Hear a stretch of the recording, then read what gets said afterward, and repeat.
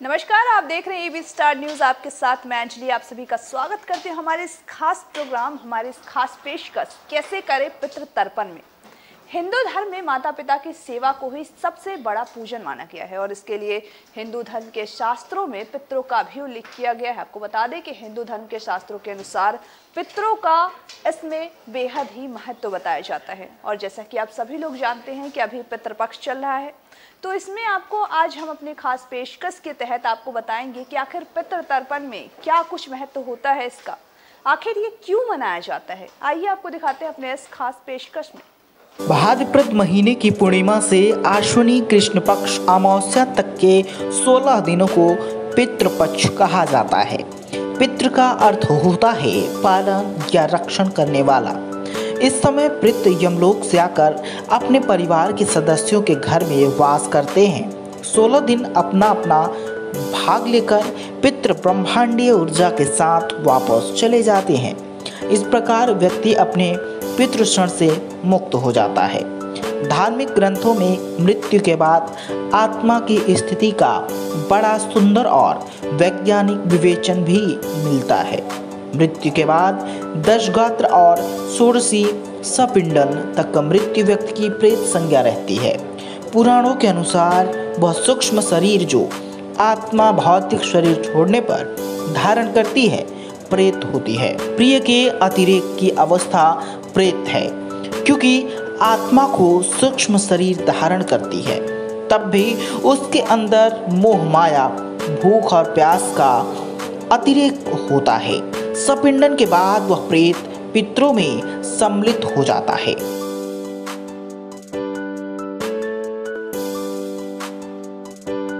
पितृ पक्ष में 3 पीढ़ियों तक के पिता पक्ष के तथा 3 पीढ़ियों तक के माता पक्ष के पूर्वजों के लिए तर्पण किया जाता है।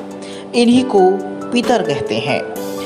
दिव्य पितृ तर्पण, देव तर्पण, ऋषि तर्पण और दिव्य मनुष्य तर्पण के पश्चात ही स्व पितृ तर्पण किया जाता है।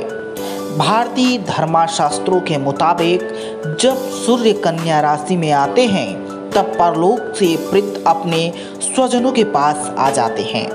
देवतुल्य स्थिति में 3 पीढ़ी के पूर्वज गिने जाते हैं।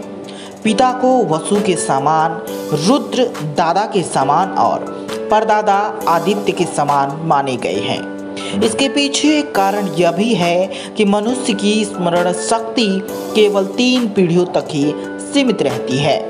व्यक्ति का अपने पितरों के प्रति श्रद्धा के साथ अर्पित किया गया तर्पण अर्थात जलदान, पिंडदान, पिंड के रूप में पितरों को समर्पित किया गया भोजन, यही श्राद्ध कहलाता है।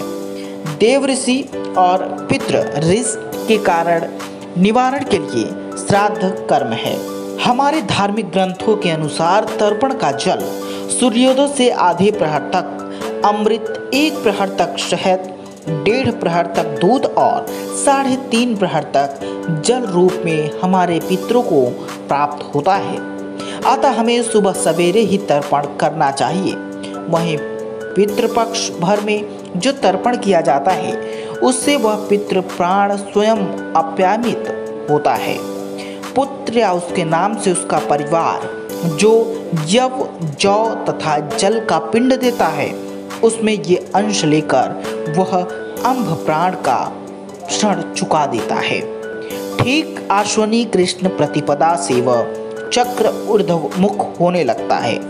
15 दिन अपना अपना भाग लेकर शुक्ल पक्ष की प्रतिपदा से पितर उसी ब्रह्मांडीय ऊर्जा के साथ वापस चले जाते हैं, इसलिए इसको पितृ पक्ष कहते हैं।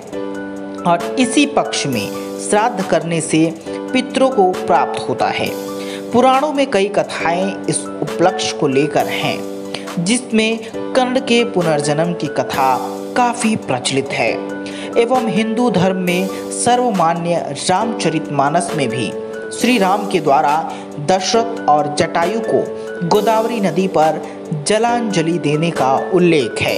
एवं भरत के द्वारा दशरथ हेतु 10 गात्र विधान का उल्लेख भरत कृष्ण 10 गात्र विधाना तुलसी रामायण में हुआ है।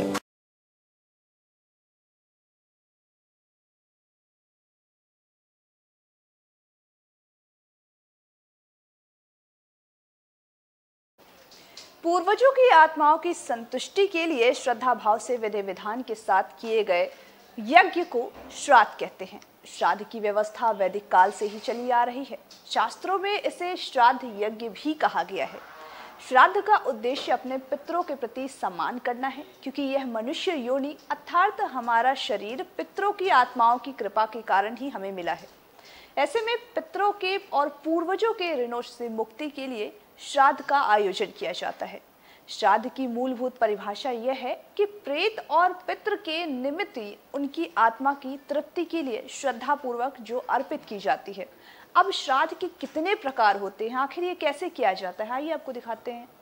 हिंदुओं में पितृपक्ष का विशेष महत्व है, क्योंकि इस दौरान लोग अपने पूर्वजों को श्रद्धांजलि देते हैं।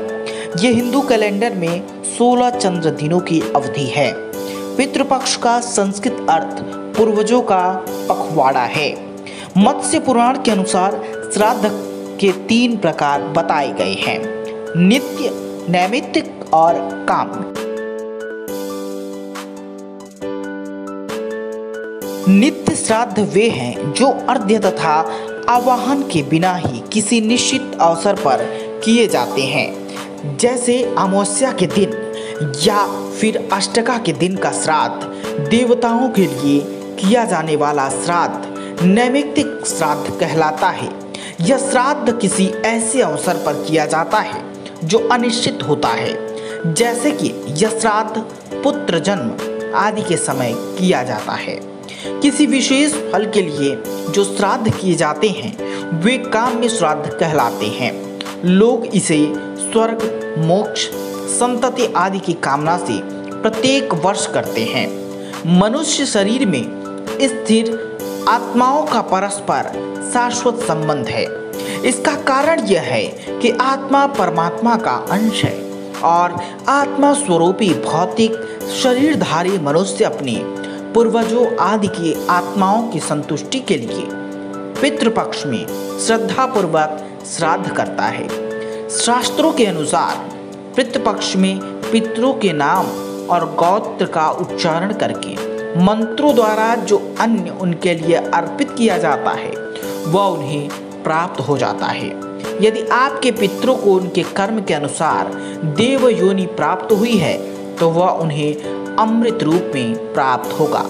यदि उन्हें गंधर्व लोक प्राप्त हुआ है तो उन्हें भोग रूप में, और यदि उन्हें पशु योनि प्राप्त हुआ तो उन्हें तृण रूप में, और यदि सर्प योनि प्राप्त हुई है तो वायु रूप में, और यदि दानव योनि प्राप्त हुई है तो मांस रूप में, और यदि प्रेत योनि प्राप्त हुई है तो रुधिर रूप में, और यदि मनुष्य योनि प्राप्त हुई है तो उन्हें अन्य रूप में प्राप्त होता है। पंडित जी, यहाँ पे पिंडदान हो रहा है गंगा के किनारे, और कई सारे लगभग सुबह से ही यहाँ पे लोग भीड़ इकट्ठा हो रही है। ये पिंडदान किस लिए कराया जाता है? ये पिंडदान माता पिता, दादी दादा, नानी नाना सभी पितरों का आत्मा शांति के लिए ये पिंडदान प्रयागराज में होता है जी। और पिंडदान कराने के लाभ क्या हैं पंडित जी? पिंडदान करवाने का लाभ ये है कि जो पिंडदान करते हैं, जो हमारे हिंदू समाज के लोग हैं, और उससे उनके माता पिता, दादी दादा, नानी नाना सभी परिवार को जो उन्हें मतलब कि आत्मा का शांति होता। ये पितर का महीना है। ये 15 दिन इसीलिए माता पिता और दादी दादा के लिए बनाया जाता है कि जिसके लिए जो उन्हें मतलब कि माता पिता को जो उन्हें मतलब कि आत्मा शांति के लिए 15 दिन ये पितर में उनको पिंडदान और पानी तर्पण उनको जो है करना चाहिए। ये पिंडदान जो ऑनलाइन तरीके से वो किस तरीके से होता है? वो ऑनलाइन जो करते हैं तो जो अपने घर से अपना पता और उनको जो उन्हें भेजते हैं तो हम लोग उनको ऑनलाइन बैठा करके जो उन्हें पिंडदान श्राद्ध जो उन्हें यहाँ प्रयागराज में करवाते हैं हम लोग पंडित, और करवाने के बाद में उनका पिंडदान गंगा जी में प्रवाहित करवाते हैं और उनको मोक्ष प्राप्त करवाते हैं। जी जी। देश के प्रमुख जगहों जैसे कि हरिद्वार, गया आदि जगहों पर जाकर के पिंडदान कर पितृ को प्रसन्न किया जाता है। तो वहीं इन दिनों कुछ कार्य ऐसे भी होते हैं जिनके करने की मनाही होती है। आखिर वो कार्य कौन से होते हैं, आखिर पितृपक्ष में क्या नहीं करना चाहिए, ये आपको बताते हैं अपने इस खास पेशकश में। पितृपक्ष में पितरों के श्राद्ध और तर्पण का विशेष महत्व होता है। पितृपक्ष में पितरों की आत्मा की शांति के लिए तर्पण, श्राद्ध और पिंडदान किया जाता है। धार्मिक मान्यता के मुताबिक पितृदेव स्वर्गलोक से धरतीलोक अपने परिजनों से मिलने पितृपक्ष में आते हैं। कहते हैं जो व्यक्ति पितरों का तर्पण या श्राद्ध नहीं करता उसे पितृदोष का सामना करना पड़ता है। यह दोष जीवन में कई तरह की मुश्किलों को खड़ा करता है। इसलिए पितरों को प्रसन्न करने के लिए पितृपक्ष में कुछ कामों को करने की मनाही होती है। शास्त्रों के अनुसार पितृपक्ष में पितर देवता घर पर किसी भी रूप में आ सकते हैं। इसलिए घर की चौखट पर आए किसी भी पशु या व्यक्ति का अपमान नहीं करना चाहिए।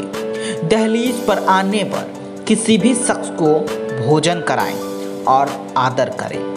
पितृपक्ष में चना, दाल, जीरा, नमक, सरसों का साग, लौकी और खीरा जैसी चीजों के सेवन से बचना चाहिए। किसी तीर्थ स्थान पर पितरों के तर्पण और श्राद्ध का विशेष महत्व होता है। ऐसी मान्यता है कि गया, बद्रीनाथ या प्रयाग में श्राद्ध से पितरों को मोक्ष की प्राप्ति होती है। इसके अलावा जिन लोगों को विशेष स्थान पर श्राद्ध नहीं करना होता वह घर के किसी भी पवित्र स्थान पर कर सकते हैं। पितृपक्ष में श्राद्ध आदि शाम, रात या तड़के नहीं किया जाता। यह हमेशा दिन में ही किया जाता है। पितृपक्ष में कर्मकांड करने वाले व्यक्ति को बाल और नाखून काटने की मनाही होती है। इसके अलावा उसे दाढ़ी भी नहीं कटवानी चाहिए। पितृपक्ष में किसी भी शुभ कार्य को करने या नई चीज को करने की बिल्कुल मनाही होती है।